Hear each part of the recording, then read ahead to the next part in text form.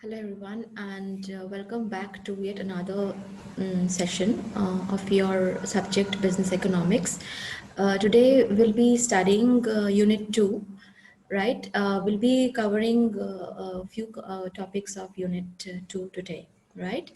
So, I'll share my screen with you so that you have a better understanding, right? I hope you have watched the last video of mine and gone through it, prepare notes of it, and start studying.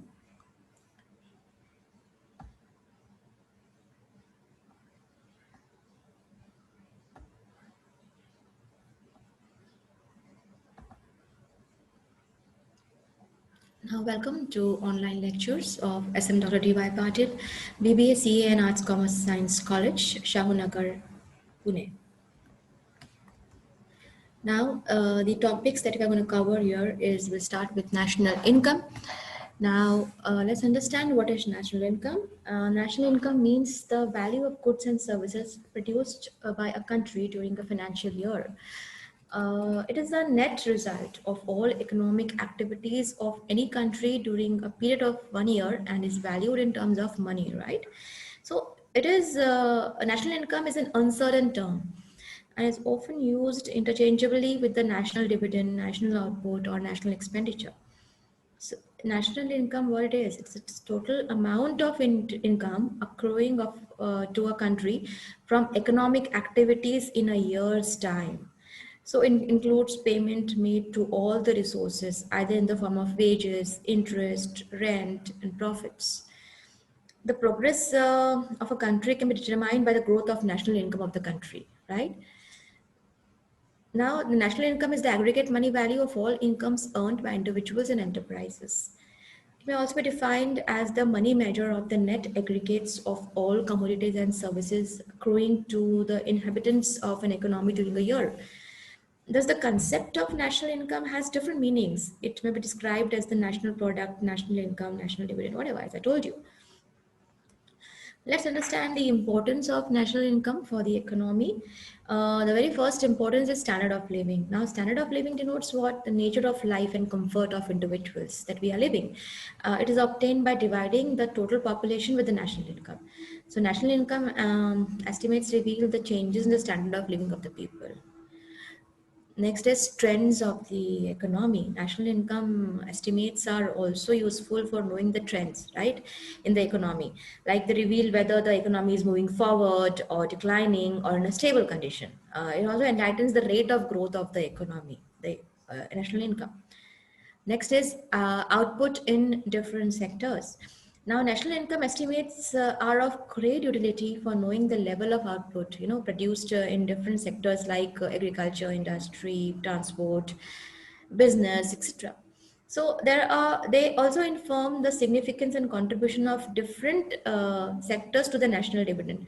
So the various changes that took place in different sectors are also known as national income estimates. So it's very important to find out what output is given by different sectors in the economy. The next is distribution of income. Now, national income estimates provide valuable information regarding distribution of income among the individuals of the country and institutions in the country. This points out the proportion of national income received by different sections of society. They also acquaint us about the proportions of rent, wages, interest, profits in the national income. So these estimates reveal what? The inequalities, the distribution of income and wealth in the society, in the country. It's very important. Next is necessary for devising proper economic policies. Yes, national income estimates inform the various changes that took place in the economy, right? It helps the government in understanding the causes and consequences of such changes. The government then can frame proper economic policy with the help of these estimates. So hence, these estimates are considered as the main basis for devising economic policies by the government. So it's very important. National income is very important for devising policies by the government. And the last one is in this particular slide is economic planning. The present age is the era of planning, So almost all countries have been devising and implementing various plans for the economic progress of their country. So national income estimates provide, valuable information and guidance for formulating all these economic plans. And the government adopt and execute various plans on the basis of national income estimates itself. So it determines the aims, purpose of plans, fixed targets of progress in each sector with the help of these estimates. So that's very important. The next is the level of income saving investment can be known, of course. National income estimates like presents correct data and information regarding the level of savings, investment, income, and consumption. So such information is very useful for devising, planning programs. Next is changes in price level. Now, estimates of national income also reveal the facts regarding the changes in price level. Like it explains the causes and consequences of inflation and deflation and their effects on people. Okay. The next one is purchasing power. Now, the purchasing power of the people is also known with the help of national income figures. Of course, their consumption expenditure is how much, their spending is how much. So it all tells the government about the purchasing power of the people of the country. The next is future changes in different sectors, like national income figures indicates the changes that will take place in different sectors in future, that how it will be in the future as per the present conditions. So such information is a boon to government and private enterprises. Both the government and private enterprises can mold their economic policies on the basis of the speculations about the future made by national income estimates. So it's very, very important. The next one is nature of economy. Now, national income estimates denote the nature and trends of the economy. Like it indicate whether the economy is marching along the path of progress or where it is heading. You can find out. The last one is international economic obligations. Now, national income estimates are also useful for determining the contribution of the share of each country in the total expenses of UNO. That UNO means United National Organization. So countries which have high level of national income, of course, can contribute more funds for the maintenance of international organizations. So that also is decided and can be found out. So thus, in short, national income estimates are highly useful for the individuals as well as the government, as we have seen from these 12 points. So no government can formulate its economic policies in the absence of national income estimates, right? So at one time, national income estimates are carried on by a few statisticians and philanthropic organizations. But at present, government themselves have been carrying this task of preparation and publication of national income estimates, right? So this is all about national income. I hope you have understood the concept of national income. Now in the examination, you can be asked about writing a short note on national income, right? Or explain the importance of national income. So very important concept. Okay. The next concept we'll study today is gross national product, that is GNP.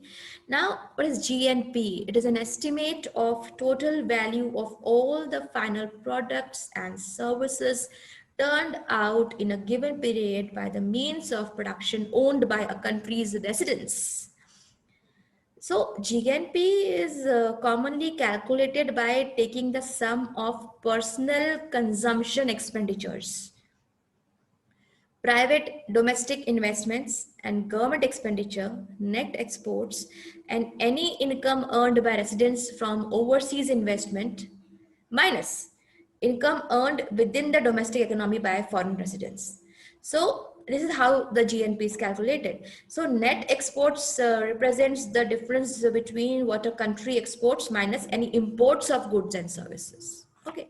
So GNP is related to another important economic concept called GDP. I hope you have studied it before. That is gross domestic product.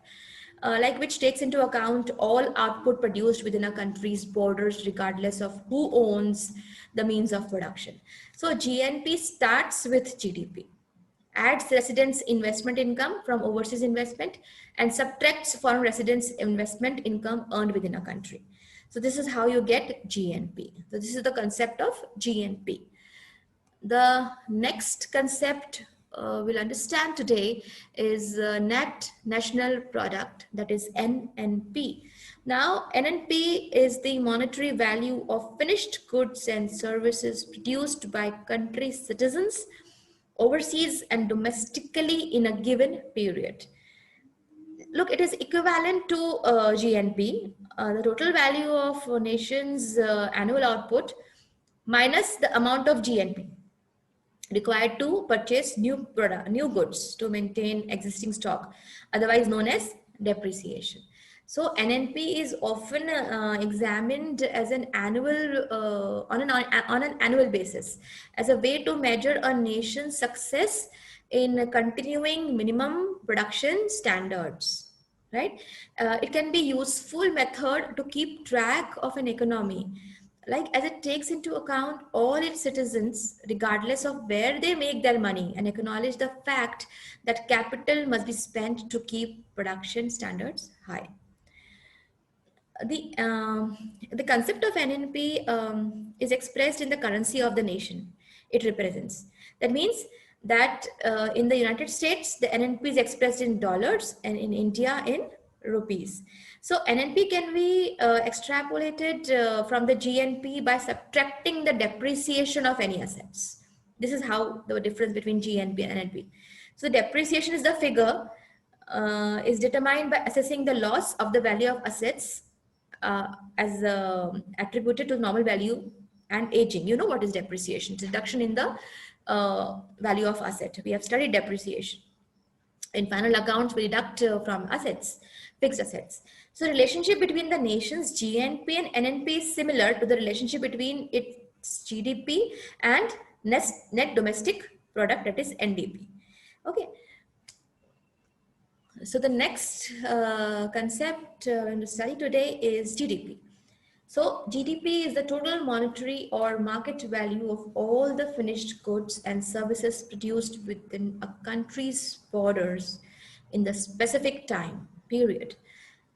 Right? As a broad measure of overall domestic production, it functions as a comprehensive scorecard of given country's economic health. Now, GDP is a more common word than GNP and NNP. You might have never heard those words, but GDP is oftenly used on TV, television. You would have heard GDP is going high, the GDP is getting low.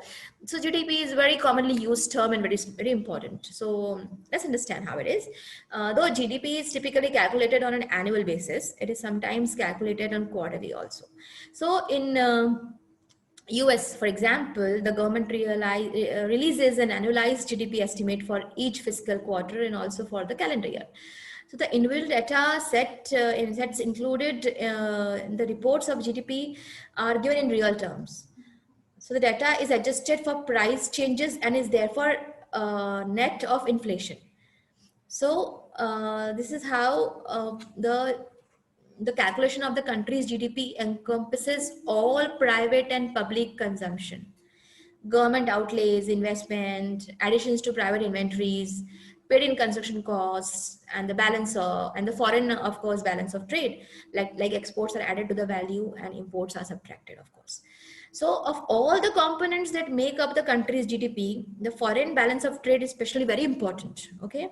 So the GDP of a country tends to increase when the total value of the goods and services that domestic producers sell to foreign countries, the exports, exceeds the total value of foreign goods services that domestic consumers buy. That means exports are more than imports, in short.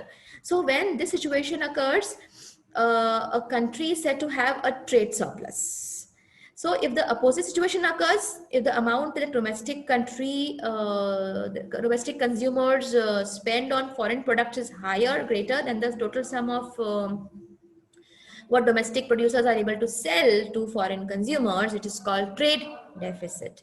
So in this situation, the GDP of a country tends to decrease. So this is how GDP is fluctuates. If you see, if you have heard, like since GDP is based on the money value of goods and services, it is subject to inflation. So rising prices will tend to increase the country's GDP. But this does not necessarily reflect any change in the quantity or quality of goods and services produced. Thus, by looking just at an economical nominal GDP, it can be difficult to tell whether the figure that has risen as a result of a real expansion of production or simply because the price rose. So that's how it is. Now, there are a lot of terms we understood: GDP, GNP, NNP. Let's understand what is the difference between GNP and GDP. For your understanding, I am telling this. Okay. So GNP and GDP are very closely related concepts. And the main differences between them comes from the fact that there may be companies owned by foreign residents that produce goods in the country, and the companies owned by domestic residents that produce goods for the rest of the world and revert earned income to the domestic residents. You understood this?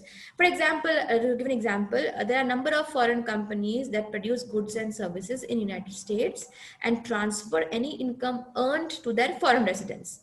Likewise, many US corporations produce goods and services outside of the US borders and earn profits for US residents. You understand? So if income earned by domestic corporations outside of the United States exceeds income earned within the United States by corporations owned by foreign residents, the US GNP is higher than its GDP. This is what is the relation between GNP and GDP. So calculating both GNP and GDP can produce different results in terms of total output. Like to give an example, in 2017, the US estimated its GDP as 19.39 trillion dollars, while its GNP was estimated as 19.61 trillion dollars. So while GDP is the most widely followed measure of a country's economic activity, as I told you, GDP is used commonly used term. GNP, we don't use it so often. So GNP is still worth looking at because large differences between GNP and GDP, what it indicates? It may indicate that a country is becoming more engaged in international trade. Understood? So production or financial operations. So the larger the difference between the country's GNP and GDP, the greater the degree of income and investment activity in that country involve transactional activities such as foreign direct investment, one way or other. Understood? So what concepts we have studied till now? We have studied GNP, NNP, and GDP, and we have also seen the relationship between all these three. Okay, now let's move ahead with the next topic today. Next, it is per capita income, right? Now, per capita income is a measure of the amount of income earned per person. It is per capita, per person in a nation or geographic region. So per capita income can be used to determine the average per person income for an area, and to evaluate the standard of living and quality of life of the population in that area, in that particular area or country or state, whatever. So per capita income for a nation is calculated by dividing the country's national income by its population. So per capita income counts each man, woman, and child, even newborn babies, as a member of the population. So this stands in contrast to other common measurement of an area's prosperity, such as household income, which counts all people residing under one roof as a household, and family income, which counts as a family, those related to by birth, marriage, or adoption, who live under same roof. Perhaps the most common use of income, per capita income, is to ascertain an area's wealth or lack of wealth. For example, per capita income is one metric the US Bureau of Economic Analysis uses to rank the wealthiest countries in USA. The other being median household income, etc., etc. So per capita income is also. Now, the next concept is personal income. Now, personal income refers to all income collectively received by all individuals or households in a country. So personal income includes what? Compensation from a number of sources, including salaries, wages, bonuses, etc., from self-employed, dividends, distribution received from investments, rental receipts from real estate investment, profit sharing from businesses. Personal income can be of any form, right? So the term personal income is sometimes used to refer to the total compensation received by an individual, but this is more aptly referred to as individual income. Like in more jurisdictions, personal income are called gross income instead of taxation above a certain base amount. So personal income has a large effect on consumer consumption, right? As consumer spending drives much of the economy. National Statistical Organization economists and analysts track personal income on a quarterly or annual basis. So, personal income statistics each month, and they compare them to the number from the previous month. So these agencies also breaks out the numbers into categories such as personal income earned through employment, wages, rental income, farming, sole proprietorship. So this allows the government to make analyze about how earnings trends are changing. You understand? So personal income tends to rise during periods of economic expansion, of course, and stagnant or decline slightly during recessionary times. So rapid economic growth since 1980 in economies such as China, India, Brazil has spurred substantial increase in personal incomes for millions of their citizens. We also know in India, standard of living has increased. We have started earning more, even the people who are 12th pass or BCom, they are also working in these malls and all. And all. There are jobs, there are employments, people are earning. So the income is increasing, the spending is increasing, the economy is growing. This is all we can see since a couple of decades, right? So the next concept we want to study here is disposable income. Now, disposable income, also known as disposable personal income, is the amount of money that households have available for spending and saving after income taxes have accounted for. Right?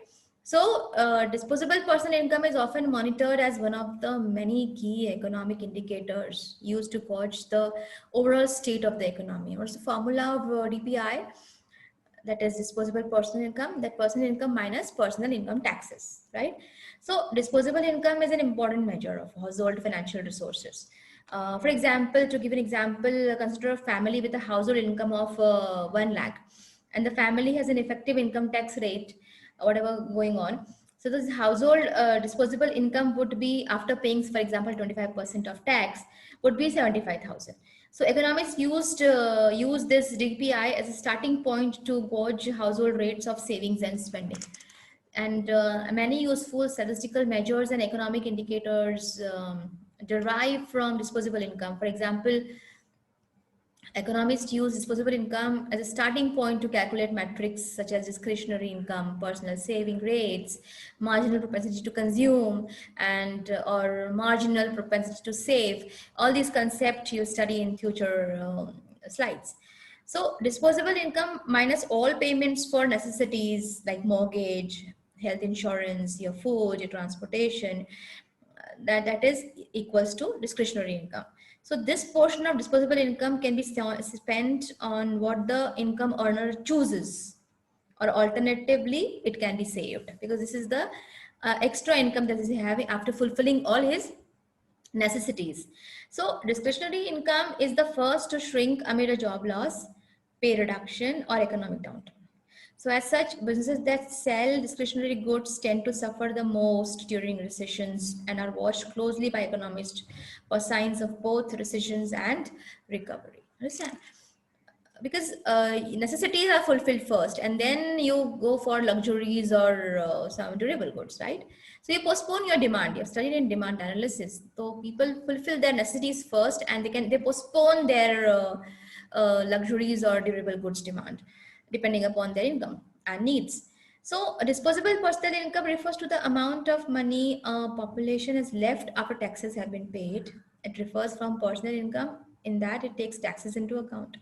However, it's important to note that contributions to government social insurance are not taken into account when calculating personal income. So, as a result, only income taxes are removed from the personal income figure when calculating disposable personal income. This is all about all your concepts for this video, and in the next video we'll be continuing unit 2 because there are more concepts in unit 2 that have to be covered, and that I will cover in unit 2, okay, in the second part of unit 2. So watch this video carefully, thoroughly, understand the concepts. If you don't understand, you can ask me questions, right? Your questions are most welcome anytime. So see you in the next video. Thank you so much for watching.